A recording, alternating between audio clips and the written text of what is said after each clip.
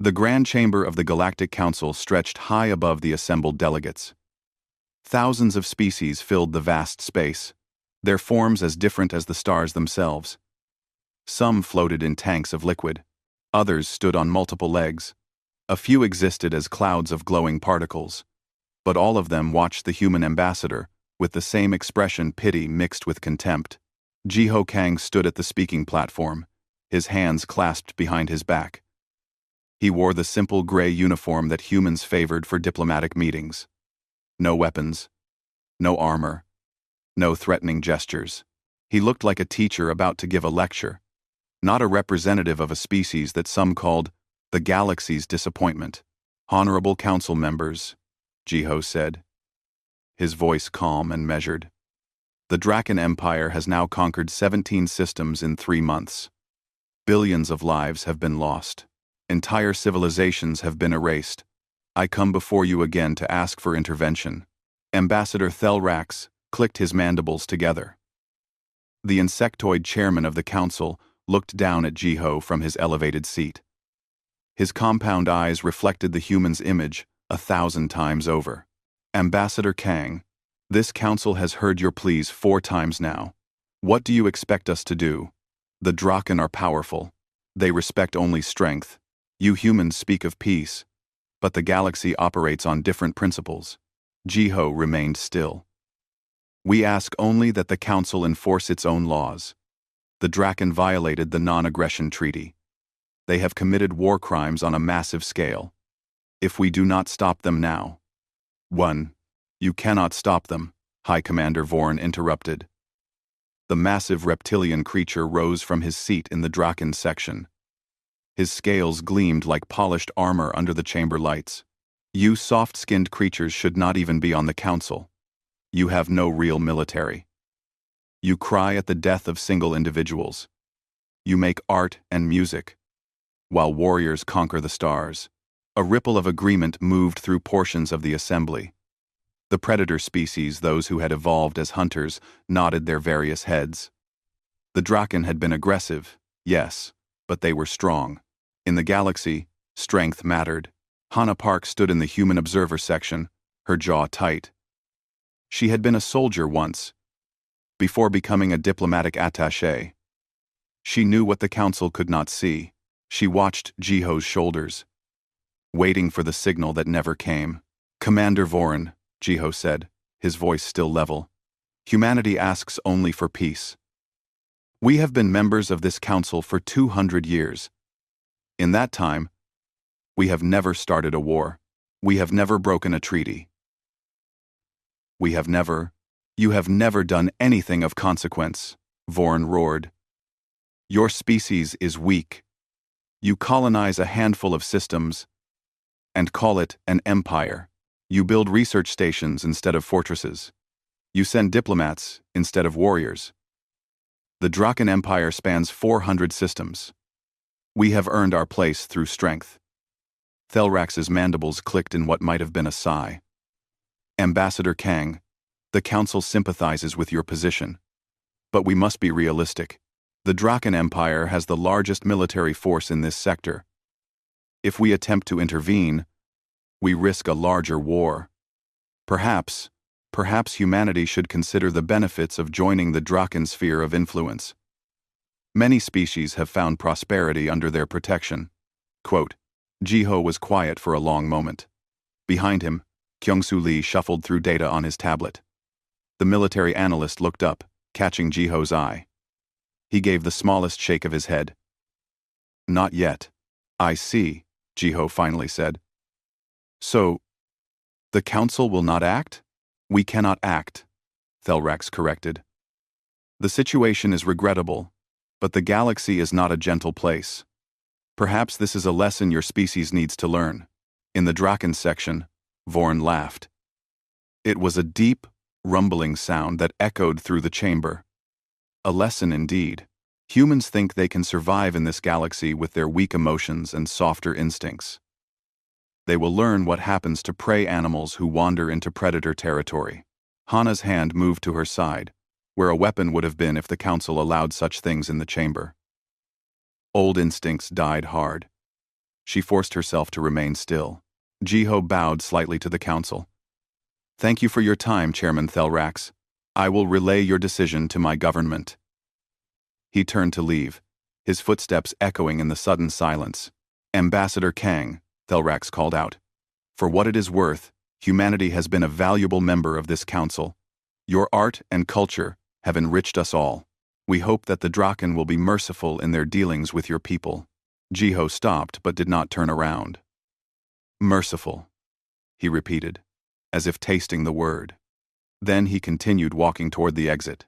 The council session ended. Delegates began filing out, their conversations a buzz of different languages and sounds. Most barely spared the humans a second glance. What could they do? They were a minor species, barely worth noticing except for their strangely emotional music and their peculiar insistence on diplomacy. Hana caught up with Jiho in the corridor outside. Kyung-soo was already there, his tablet glowing with incoming messages. It's confirmed, Kyung-soo said quietly. The Draken fleet just entered the Sejong system. They're surrounding the research station. Sejong Station. 40,000 human civilians. Scientists, families, children. It was one of humanity's oldest colonies, a peaceful outpost dedicated to xenobiology research. The station had no military value whatsoever. It was, by any measure, an easy target. Jiho touched his earpiece. Open a secure channel to Admiral Donghyun. Authorization, Kang, 77 Red. The channel opened immediately. Admiral Donghyun here. I'm watching the Draken fleet. They have 200 warships. They're hailing the station now. What are they saying? Jiho asked. The usual. Surrender or die. They're giving the civilians 1 hour to evacuate to the planet below. Then they'll destroy the station as a demonstration of Draken power. Hana closed her eyes. Orders, Ambassador? Jiho was silent for a long moment. In the distance, they could hear Vorn's laughing voice as he spoke with other delegates. The sound carried down the marble corridors, full of confidence and contempt. How many warnings have we given the Draken? Jiho asked. 3 formal warnings through diplomatic channels, Kyung-soo said, checking his records. We warned them after their first violation of Council space, again after their attack on the Plexian homeworld, and a final warning when they crossed into human-claimed territory last month. 3 warnings, Jiho said. He pulled out a small device, no bigger than a coin. It was marked with a single red button. Humanity does not give a 4th warning. He pressed the button. Across the galaxy, on ships and stations, in military headquarters and civilian government buildings, humans received the same message. It was only 2 words, transmitted in every human language simultaneously. 2 words that had not been broadcast in 200 years. Protocol Reaper. Hana felt her breath catch. She had trained for this. Every human had. From the age of 10, every human citizen underwent mandatory military education. They learned tactics, weapons, survival skills. But they also learned restraint.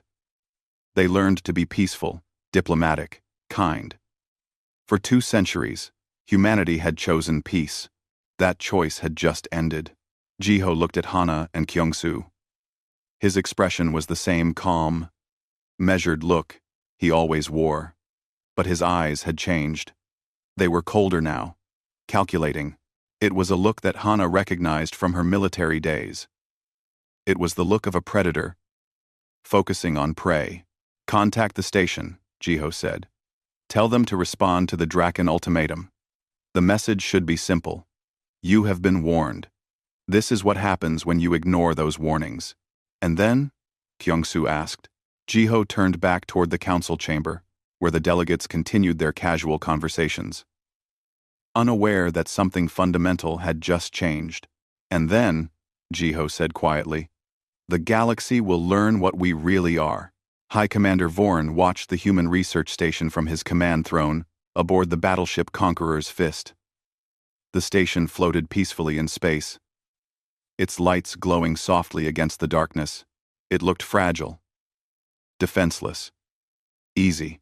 All ships in position? Vorn asked. Yes, Commander, his tactical officer replied. 200 warships surrounding the station. Their sensors show no weapons, no shields, no military vessels in the system. Just some cargo ships and civilian transports. Vorn's lips pulled back in what might have been a smile. Broadcast the ultimatum again. 1 hour for evacuation. Then we demonstrate what happens to those who refuse Draken authority. The message was sent. Vorn expected pleading, begging, desperate calls for mercy. That was what prey species did when cornered. Instead, the response came quickly.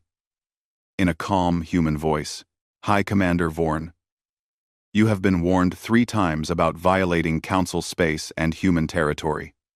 You ignored those warnings. This is your consequence. Vorn laughed. Consequence?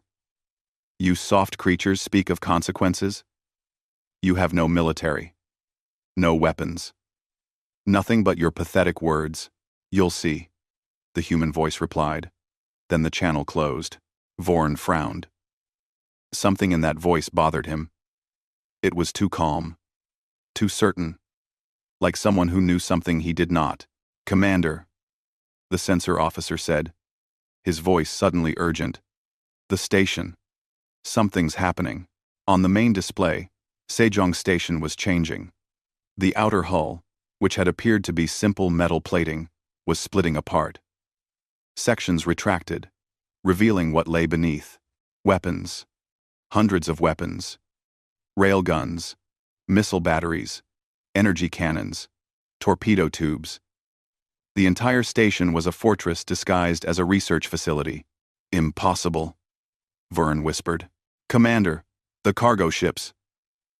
The peaceful civilian vessels that had been drifting in the system suddenly lit up with energy. Their hull plates fell away like shed skin, revealing sleek warships underneath. Their power signatures spiked, showing reactor outputs that matched Draken battlecruisers. Weapons emerged from hidden compartments. How many? Vorn demanded. 50 ships, Commander. All military grade. Their weapons are. Commander. Their weapons are more advanced than ours. Aboard the human flagship Defiant. Admiral Dongyun sat in his command chair. Around him, his crew worked with quick efficiency. No panic, no fear, just the calm precision of people who had trained their entire lives for this moment. All ships, this is Admiral Dongyun. You have authorization to engage. Show them what we are. Throughout the human fleet, weapons came online. Fire control systems locked onto targets. Marines prepared for boarding actions. And in the bellies of the warships, fighter craft launched into space like angry hornets from a disturbed nest. But the real shock came from inside the Draken fleet itself. Commander Yuna had been waiting for months. She and her team had posed as diplomats, cultural observers, trade representatives. The Draken had been so confident, so certain of their superiority, that they never suspected. Human teams had been placed on 70 Draken ships during goodwill tours and cultural exchanges. They had smiled and taken notes and asked innocent questions, and they had planted themselves like seeds, waiting to grow. All ghost teams, Yuna said into her concealed communicator. Execute. On 70 Draken warships, human operatives moved simultaneously. They emerged from hiding places in cargo bays, maintenance tunnels, and storage compartments. They had weapons now small, efficient, deadly. They had maps of every ship, memorized during their months of patient observation. They knew where the reactor controls were, where the weapon systems were, where the command centers were, and they knew how to destroy all of them. The Draken never saw it coming. Aboard the Conqueror's Fist, alarms began screaming. Commander! Internal breach on decks 4, 7, and 12. Armed intruders. What? How did they get aboard? Unknown, Commander. They're moving toward engineering. Vorn roared in fury. Send all security teams. Kill them. But the humans were not there to die. They moved through the Draken ship like ghosts, striking fast and vanishing before defenders could respond. They used the ship's own layout against its crew, setting traps, blocking corridors, turning the vessel into a maze of death. In space, the battle had begun in earnest. The human ships moved with a grace that shocked the Draken commanders. They did not fight like other species. They did not line up and trade shots in orderly formation. They swarmed, they flanked, they coordinated attacks with a precision that seemed impossible. Minho, the tactical coordinator, watched the battle from his station aboard the Defiant. His screens showed every human ship, every Draken vessel, every weapon, every movement. His mind processed it all instantly, seeing patterns, predicting outcomes, directing forces. Task Force 7. Break left and engage the cruiser group. Task Force 3. Target their flagship's engines. Fighter Squadrons Alpha through Delta, create a screening pattern, and protect the station. The human forces responded instantly. No debate. No confusion. Just immediate action. A Draken captain, watching his fleet being torn apart, sent a confused message to his commander. They fight like a single organism. How do they coordinate so perfectly? The answer was simple. Humans had been fighting each other for thousands of years. They had learned every form of warfare. They had studied every tactical doctrine. They had refined combat into an art form. And now, united against a common enemy, they brought all that knowledge to bear. The Draken had numbers. They had strength. They had courage. But humans had something else. They had the cold calculation of creatures who had clawed their way to the top of their world's food chain. They had the patience of hunters who could track prey for days. They had the ruthlessness of survivors who had endured ice ages, plagues, and wars that nearly destroyed them. 30 minutes into the battle, 70 Draken ships went dark as human teams seized their reactor cores. 20 more broke formation as their command centers were captured from within. The rest found themselves outnumbered as human reinforcements arrived, more ships that had been hiding in the system, waiting for this exact moment. Vorn stared at his displays in disbelief. His fleet was being destroyed. Not in a grand clash of titans, but systematically, efficiently, like prey being taken down by pack hunters. "Commander," his communications officer shouted, "the humans are hailing us?" On screen, Vorn snarled. Admiral Donghyun appeared. He was an older man, his hair gray, his face lined with age, but his eyes were sharp and cold. "Hi, Commander Vorn. You demanded surrender. Now I offer you the same choice. Power down your weapons and prepare to be boarded, or continue fighting and be destroyed. You have 5 minutes to decide." You lied to us," Vorn roared. "The Council said you were weak. You showed us only peace. We showed you what we chose to show you." Dongyun replied calmly. "We preferred peace, but you chose war. This is what human war looks like." That, R.D. Dongyun. R.D. Dongyun. This is treachery. Deception." "No," Dongyun said. "This is strategy. This is what happens when you mistake mercy for weakness. When you think kindness means inability. You saw what we wanted you to see. Now you see what we are." Vorn looked at his tactical display. He had started with 200 ships. Now he had less than 80 still functional. And the humans were barely damaged. "How?" he whispered. "How did we not know?" "Because you never asked the right questions," Dongyun said. "You never wondered why a species would choose peace if they could choose war. You never considered that maybe we had very good reasons for that choice. You thought we were prey. You were wrong." On the Conqueror's Fist, Commander Yuna and her team reached the main engineering deck. The Draken crew fought desperately, but the humans moved with practiced efficiency. Within minutes, they had control of the ship's reactor. Yuna opened a channel to the bridge. "Commander Vorn, this is Commander Yuna of Earth Special Operations. I am currently standing in your reactor room. I have placed charges on your power core. You have 3 minutes to surrender before I turn your flagship into a very expensive firework." Vorn slumped in his command throne. Around him, his officers waited for orders. But what orders could he give? His fleet was broken. His flagship was compromised. The humans had outmaneuvered him at every turn. "Stand down," he said quietly. "All ships, cease fire." Across the battlefield, Draken ships powered down their weapons. Human boarding teams moved in, securing the vessels with quick efficiency. Not cruel, but not gentle either. Just professional. Admiral Donghyun watched it all from his command chair. "Contact Ambassador Kang. Tell him the first engagement is complete. Total victory. Minimal casualties on our side." "Yes, Admiral. And the Draken prisoners? Treat them according to the regulations. Medical care for the wounded. Food and shelter for all. We are not monsters." The officer nodded and turned to carry out his orders. Donghyun looked out at the captured fleet. 47 minutes.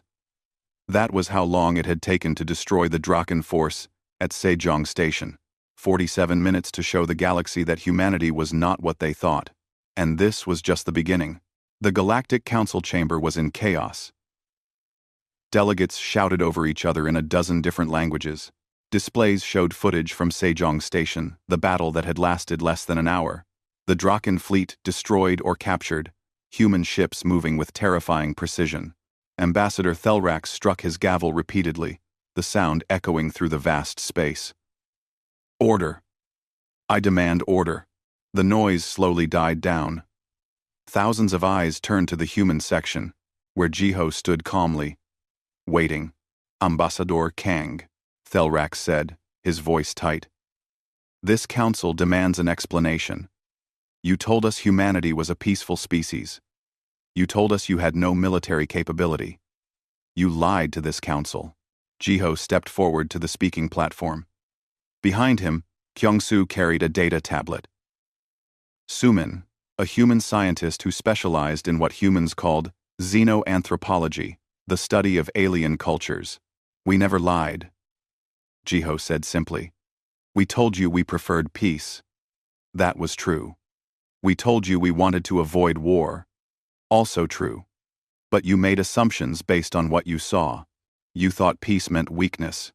You were wrong." A delegate from the Thorian Collective, a species of floating jellyfish-like creatures, spoke up. "But your ships? Your weapons? Where did they come from? Our intelligence showed you had minimal military forces." Dr. Suman stepped forward. She was a small woman with kind eyes. The type who looked like she should be teaching children, not explaining warfare to the galaxy. "May I explain? I think this is a matter of fundamental misunderstanding about human nature." Thelrax nodded slowly. Suman activated a holographic display. It showed an image of Earth, spinning slowly in space. "This is our homeworld. To understand humans, you must understand where we came from." The image zoomed in, showing forests, plains, oceans. Earth is what we call a death world. The gravity is higher than most species prefer. The weather is violent and unpredictable. The native life is aggressive and competitive, and in this environment, humans evolved. The display showed various Earth animals. We did not evolve as the strongest creatures on our planet. We were not the fastest. We did not have claws, or fangs, or armor. What we had was something different. A human figure appeared, running across a plain. We are persistence hunters. We evolved to chase prey for hours, sometimes days, until it collapsed from exhaustion. Our bodies are designed for endurance. We can regulate our temperature through sweating. We can run for incredible distances. We can track prey by following tiny signs in the environment. One in C. The image changed to show a group of early humans working together. But more than our bodies, we evolved something else. We evolved the ability to cooperate in large groups. We could plan, We could communicate complex ideas. We could pass knowledge from generation to generation. Kyung-soo brought up new data. Humans have been at war with each other for our entire recorded history. Over 10,000 years of continuous warfare. We developed swords, spears, bows, guns, tanks, aircraft, missiles, nuclear weapons. We created entire philosophies around the art of war. Names appeared on the display. Sun Tzu, Clausewitz, Musashi. These are just a few of the humans who wrote about warfare. We have thousands of books on strategy, tactics, and combat. Our children play games that simulate war. Our entertainment is filled with stories about conflict. One. A Draken delegate stood up, his scales rattling with anger. Then you are a warrior species. You should have declared yourselves as such to the council. No, Sumin said firmly. That is where you misunderstand. Yes, we are capable of warfare, but we are also capable of peace. And that is what makes us different. She changed the display to show human cities, art, music. We create beauty. We write poetry. We care for our sick and elderly. We cry at sad stories. We form deep emotional bonds. We can be the kindest, most gentle creatures in the galaxy.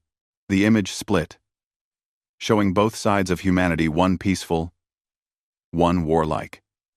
This is the truth about humans. We are both. We can choose which we want to be. When we are at peace, we are truly peaceful. Thelrax leaned forward.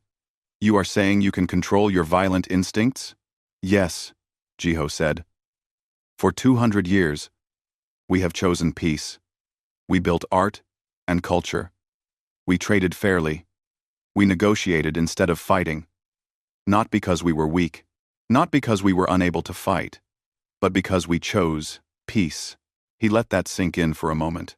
Every human you have met, every diplomat, every artist, every scientist, has received military training. From childhood, we learn how to fight, how to survive, how to kill, if necessary. But we also learn when not to fight. We learn restraint. We learn mercy. Kyung-soo brought up more data. Every human cargo ship can convert to military use within hours. Every research station is also a fortress.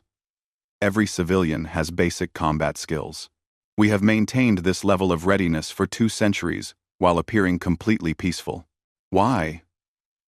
A delegate asked. Why hide your strength? NET. Suman's expression grew sad. Because we know what happens when violence becomes normal.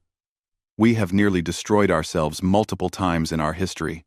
We built weapons that could turn our entire planet into a dead rock. We fought wars that killed hundreds of millions. We know the cost of endless conflict. She pulled up images of human history, wars, destruction, suffering. We learned a hard lesson. Strength without restraint leads to destruction. The ability to kill without the wisdom to choose peace leads to extinction. So we chose to be peaceful. Not from weakness, but from wisdom earned in blood. But the Draken attacked you, Thelrax said. And you destroyed them in less than an hour. Yes, Jiho said coldly. Because we gave them 3 warnings. 3 chances to stop. 3 opportunities to choose peace. They ignored all of them. They chose to see our mercy as weakness. They chose to attack civilians. At that point, the choice was made. We did not start this war. But we will finish it. High Commander Vorn, who had been brought to the council in chains, stood up from his holding area. You call this honor? Hiding your strength? Deceiving us? Jiho turned to look at him. We call it strategy. We call it survival. You wanted us to announce our military capability? To parade our weapons? To prove our strength? Why? So you could prepare? So you could build defenses? So you could rally allies against us? He shook his head. No. We preferred peace. But if you forced us to war, we would fight to win. and winning means using every advantage, including the advantage of being underestimated. Vorin had no response to that. Dr. Suman spoke again, her voice gentle. There is something else you need to understand. When humans form social bonds, we protect those we consider part of our group. For 200 years, we have been part of the Galactic Council. We have made friends among many species. We have formed connections. She looked around the chamber. Some of you have shared meals with human diplomats. Some of you have collaborated with human scientists. Some of you have enjoyed human art and music. You are part of our social group now, whether you realize it or not. Kyung-Soo pulled up a map of the galaxy. The Draken Empire has conquered 17 systems. Most of those systems belong to Council member species. Species that humanity considers friends and allies. The Draken did not just attack us, they attacked our pack. The word hung in the air. Pack. The way humans describe their social groups. The way predators describe their hunting companions. So yes, Jiho said, his voice hard. We are capable of terrible violence. Yes, we hid that capability while we lived in peace. But now, the galaxy knows the truth. Humanity is not prey.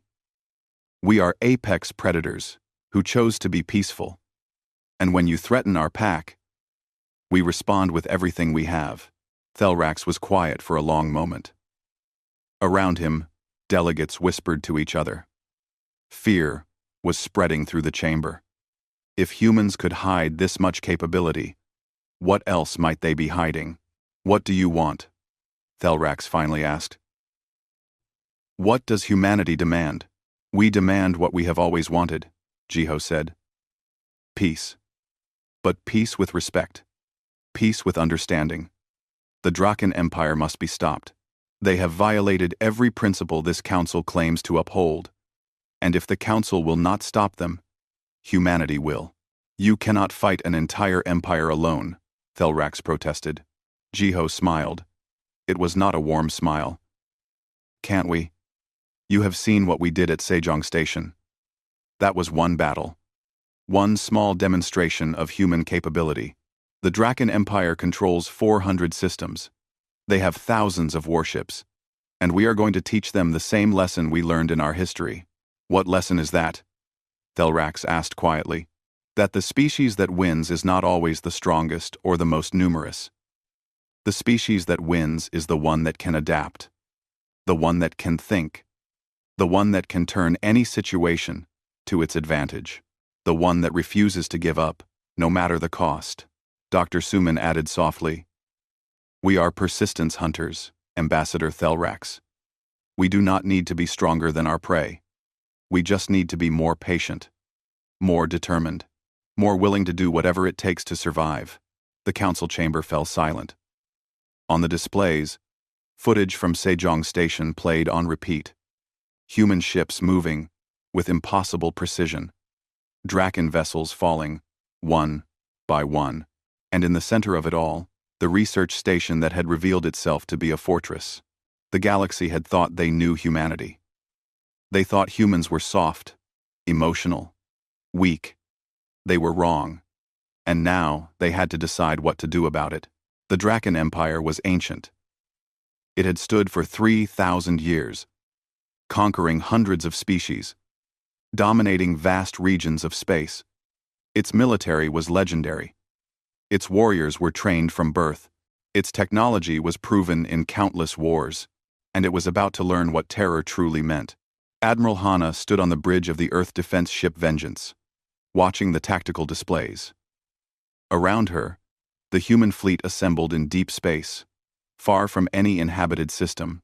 2,000 warships, each one a masterpiece of hidden engineering. For 2 centuries, humanity had prepared for this moment. Building in secret, training in silence. Fleet status? She asked. All ships ready, Admiral, her tactical officer reported. Task forces organized. Special operations teams deployed. Ghost Fleet. Standing by. Hana nodded. Open a channel to all commanders. Authorization. Park. 3 red. Across the fleet, ship commanders snapped to attention. They saw Hana's face on their displays, calm, focused, determined. 200 years ago, we made a choice, Hana said. We chose to be peaceful. We chose to build instead of destroy. We chose to offer friendship instead of fear. The Draken Empire saw that choice as weakness. They were wrong. She paused, letting her words sink in. Today, we show them what humans really are. We show them what happens when you force a predator to fight. Remember your training. Remember your purpose. And remember that we fight not for conquest, but to protect those who cannot protect themselves. Protocol Reaper is now fully active. All restrictions are lifted. Show them the face of human warfare. The channel closed. For a moment, there was silence. Then the fleet moved. In the Draken capital system, sensors detected nothing unusual. The defensive fleet of 300 warships patrolled in standard formations. Orbital stations monitored approaching ships. Everything seemed normal. Until it wasn't. Captain Nari commanded what humans called the Ghost Fleet, 50 ships equipped with technology the Draken had never imagined. Stealth systems that bent light and distorted sensors, hull coatings that absorbed scanning beams, power cores that could run cold, making the ships invisible to thermal detection. The Ghost Fleet had been in the Draken capital system for 2 weeks, drifting like silent phantoms. Waiting. All ghost ships. This is Nari. Execute Phase 1. The invisible ships moved into position. They did not fire weapons. Not yet. Instead, they deployed thousands of small drones, each one no bigger than a human hand. The drones scattered through the system, attaching themselves to Draken satellites, defense platforms, and communication relays. Then they activated. Every Draken sensor in the system went blind. Every communication channel went silent. Every defensive platform went dark. The Draken fleet suddenly found itself cut off, unable to see, unable to talk, unable to coordinate. And that was when the rest of the human fleet arrived. Admiral Donghyun led the assault. His ships dropped out of faster-than-light travel at the edge of the system and immediately began their attack. But they did not charge forward in a simple assault. That was not the human way. Instead, they split into dozens of small groups, each one moving independently, attacking from different angles. The Draken fleet tried to respond, but without sensors or communications, they were flying blind. Human ships appeared out of nowhere, struck with devastating precision, and vanished before the Draken could return fire. It was not a battle. It was a hunt. On the surface of the Draken homeworld, military commanders tried desperately to understand what was happening. Their orbital defenses were silent. Their fleet was scattered. And now, reports were coming in of ground attacks. Commander Yuna and her special operations teams had been on the planet for months. Disguised as merchants, tourists, and workers, they had mapped every military base, every command center, every critical piece of infrastructure.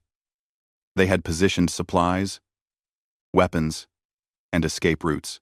They had prepared for this moment with the patience that only humans possessed.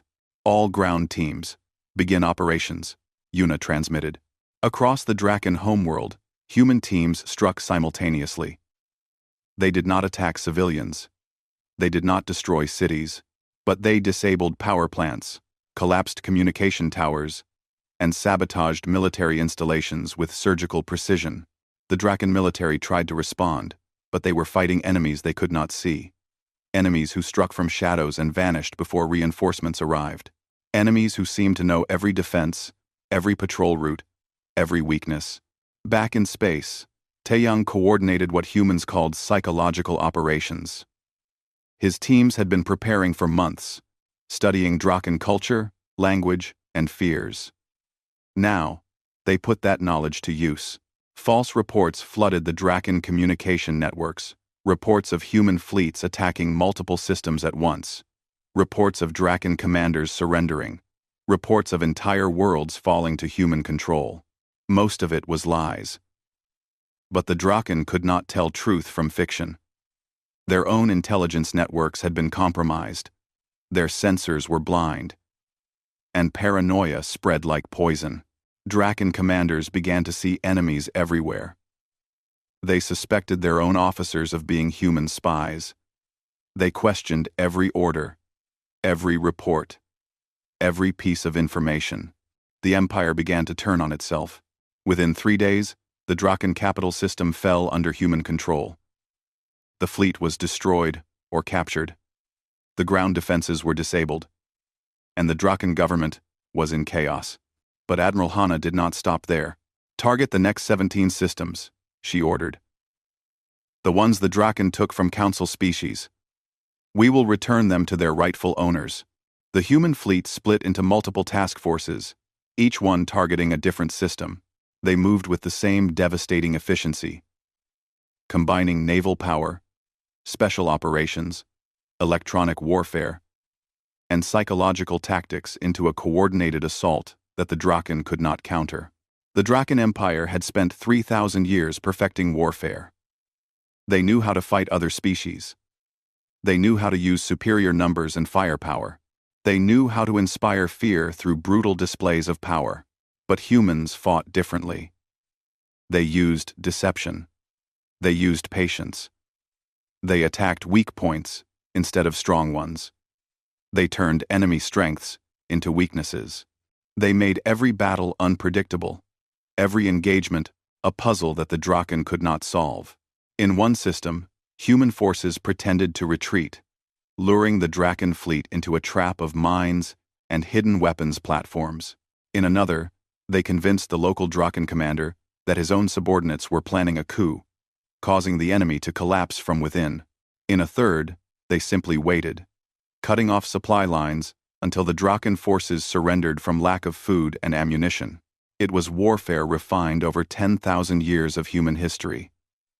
Every trick, every tactic, every strategy that humans had ever used against each other was now turned against the Draken. 3 weeks after the war began, the Draken Empire had lost all 17 conquered systems. They had lost 30 of their own systems. Their military was in disarray. Their economy was collapsing. Their citizens were terrified. And the human fleet was still coming. Admiral Donghyun received reports on his command deck. "Admiral, the Draken are requesting negotiations. They want to discuss terms for a ceasefire." "No," Donghyun said flatly. "They had their chance for peace. They had 3 warnings. They chose war. Now, they will learn what human war looks like." "But Admiral, we have achieved our objectives. The conquered systems are freed. The Draken threat is neutralized." Donghyun looked at the tactical display, showing the remains of the Draken Empire. "They need to understand, completely, totally. They need to know that attacking humanity was the worst mistake they ever made. They need to learn this lesson so well that they never forget it."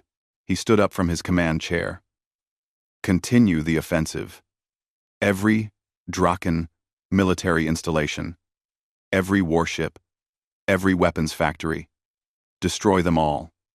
But spare civilians. We are not monsters. We are teachers. And this is a lesson the Draken will remember for 1,000 years." The human fleet pressed on. System after system fell. The Draken tried everything: last stand defenses, surprise attacks, desperate counteroffensives. Nothing worked. Humans adapted to every tactic, countered every strategy, exploited every mistake. In the Galactic Council chamber, delegates watched the war unfold with mounting horror. The peaceful humans they had known for 2 centuries had become something else entirely. They fought with a cold efficiency that terrified even warrior species. Ambassador Thelrax sent a message to Jiho. "You must stop this. The Draken Empire is broken. You have won. There is no need for this level of destruction." Jiho's response was simple. "We are not destroying them. We are teaching them. When we are finished, the Draken will understand that strength without wisdom leads to ruin. They will understand that choosing peace is not weakness. They will understand that humanity offered friendship, and they chose to make us their enemy. That was their mistake. This is their education. In 4 weeks, the Draken Empire that had stood for 3,000 years was reduced to a fraction of its former size. Its military was destroyed, its conquered territories were liberated, its pride was shattered, and humanity had barely used a quarter of its actual military capability. The galaxy watched and learned. They learned that humans were not weak. They learned that human mercy was a choice, not a necessity. They learned that the species who preferred peace could wage war with a skill that surpassed anything they had ever seen. But most importantly, they learned that humanity was done hiding what they truly were. The Galactic Council chamber had never been so quiet. Every delegate sat in perfect silence, watching the human delegation enter. After 6 weeks of warfare that had reshaped the galaxy, humanity had finally agreed to attend a council session. Jiho walked calmly to the speaking platform. Behind him came Admiral Hana, her military uniform crisp and perfect. Beside them walked Dr. Minji, a human philosopher who had spent her life studying questions of war, peace, and human nature. High Commander Vorn was there too, still in chains, but now as a witness rather than a prisoner of war. His scales were dull. His eyes haunted. The proud warrior who had mocked humanity now could barely look at them. Ambassador Thelrak spoke first. Ambassador Kang, Admiral Park, the Council has witnessed the campaign against the Draken Empire. The results are clear. The Draken military is destroyed. Their conquered territories have been liberated. Their empire is broken. Lover, he paused, his mandibles clicking nervously. Around the chamber, delegates leaned forward. This was the moment they had all feared. Humanity had proven itself to be the most dangerous military force in the galaxy. What would they demand? How many systems would they claim? Which species would they subjugate? Jiho was quiet for a long moment. Then he spoke, his voice carrying clearly through the vast space. We want what we have always wanted. Peace. The chamber erupted in confused murmurs. Thelrax raised his hand for silence. Peace? But you have conquered. We have conquered nothing, Jiho interrupted. We liberated the 17 systems the Draken took from Council species. We returned them to their original governments. We disabled the Draken military to prevent future aggression. But we took no territory. We claimed no tribute. We demanded no submission. But you could, Thelrax said quietly. You could claim anything you wanted. Who could stop you? Admiral Hana stepped forward. We could take whatever we wanted. That is true. We could conquer. We could subjugate. We could build an empire that would make the Draken look like children playing soldier. But we won't. Why not? A delegate asked, confusion clear in their voice. Dr. Minji spoke for the first time. She was older than the others, her hair gray, her face lined with age and wisdom. Because we have been down that path before. On our own world, humans built empires. We conquered. We enslaved. We killed. For thousands of years, we repeated the same pattern. Someone would gain power. They would use it to dominate others.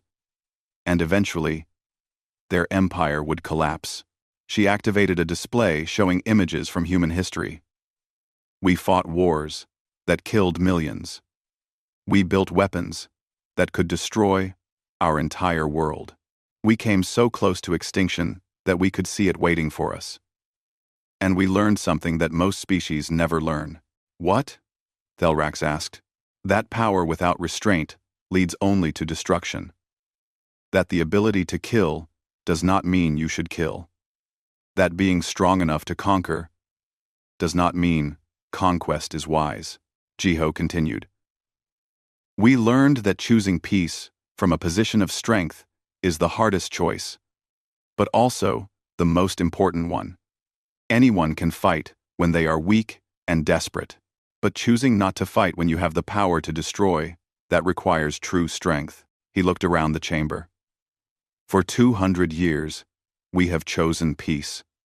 Not because we were weak, not because we were unable to fight, but because we understood the cost of endless war. We understood that every death, even an enemy's death, carries weight.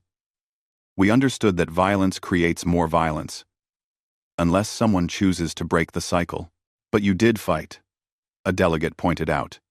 You destroyed the Draken Empire. Yes, Hana said, because the Draken gave us no choice. We warned them 3 times. 3 chances to stop. 3 opportunities to choose peace. They ignored all of them. They attacked our civilians. They threatened our friends. At that point, not fighting would have meant allowing evil to triumph, Dr. Minji added. There is a difference between being peaceful and being harmless. A harmless creature cannot choose peace because they have no other option. But a dangerous creature that chooses peace, that is meaningful. That is strength. She looked directly at Vorn. High Commander, you saw our mercy as weakness. You thought our preference for peace meant we could not fight. You were wrong. And now you understand the truth. Humanity is peaceful by choice, not by necessity. Vorn lifted his head slowly. His voice was hoarse. I do understand. Too late, but I understand. You could have exterminated the Draken. You could have turned our worlds into dust, but you did not. You destroyed our military, but you spared our civilians. You treated our prisoners with dignity. You offered medical care to our wounded. Why? Because we are not you. Jiho said simply. Because we have learned that becoming like your enemy means your enemy has already won. We could have been cruel. We could have been merciless. But then we would have proven that we were no better than the Draken Empire. We would have become the very thing we were fighting against. Thelrax leaned back in his seat. So, what happens now? The galaxy has seen what humanity can do. Many species are terrified. They wonder if you will turn your weapons against them next. Jiho shook his head. We will not, unless forced to defend ourselves or others. But there must be new rules, new understandings. What do you propose? Thelrax asked. First, the Draken Empire will be demilitarized. They will be allowed to keep defensive forces only. Enough to protect themselves, but not enough to threaten others. Vorn nodded slowly. He had no choice but to accept. Second, the Council must enforce its own laws. No more ignoring aggression because the aggressor is strong. No more allowing conquest because it is inconvenient to intervene. If the Council stands for peace, it must defend peace. Thelrax hesitated. And if we cannot? Crew. Then humanity will, Hana said flatly. We did not want this role. We would prefer to return to our research stations and art colonies. But if the Council will not protect the innocent, we will. Not to build an empire. Not to gain power. But because allowing evil to triumph is worse than fighting. A delegate from a small species, one that had been conquered by the Draken, stood up. You are saying humanity will be the galaxy's protector? No, Jiho said. We are saying humanity will be part of a system that protects everyone. The Council should be that system. But the Council must have strength to back its words, and humanity is offering that strength. What do you want in return? Thelrax asked. Nothing, Jiho said. Except respect. Respect for our choice of peace. Respect for our capability when peace is not possible. And respect for the fact that we are both predator and peacemaker and we choose which one to be based on the situation. Dr. Minji stepped forward again. Let me be very clear about what you witnessed. You saw humanity at war. You saw our efficiency, our tactics, our technology. But you saw only a fraction of what we can do. The Draken War used about 25% of our actual military capability. We held back. We restrained ourselves. Even in war, we chose mercy where we could. She let that sink in. But do not mistake that mercy for weakness. If humanity is truly threatened, if our survival or the survival of species we protect is at stake, you will see what we are truly capable of. And I promise you, None of you want to see that day. The chamber was silent for a long moment. Finally, Thelrak spoke. The council must deliberate. But I believe I speak for most delegates when I say, we accept. The Draken will be demilitarized. The council will enforce its own laws. And humanity will be... What? What do we call your role? Jiho thought for a moment. Call us the Guardians. Not rulers. Not conquerors. Just guardians. Who prefer peace, but are ready for war when necessary, Hana added. But understand this. We will only fight when we must. We will not be your attack dogs. We will not wage wars of conquest. We will defend the innocent and stop aggressors. Nothing more, nothing less. Thelrax nodded slowly. Then it is agreed. The Council recognizes humanity as guardians of peace. May we all pray that your services are rarely needed. We pray for that too, Jiho said quietly. The session ended. Delegates filed out slowly, many stealing glances at the human delegation. Fear and respect mixed in their eyes. Vorin approached Jiho as the chamber emptied. Ambassador, I have one question. When you warned us 3 times, did you believe we would listen? Jiho met his eyes. Honestly? No. I knew the Draken Empire. I knew your pride. Your belief in strength above all else. I knew you would see our warnings as proof of weakness. Then why warn us at all? Because hope is part of being human. We hoped you would surprise us. We hoped you would choose peace. We always hope, even when hope seems foolish. Vorin was quiet for a moment. And when hope fails, then we do what we must, Jiho said. But we always give hope a chance first. Vorin nodded and turned away.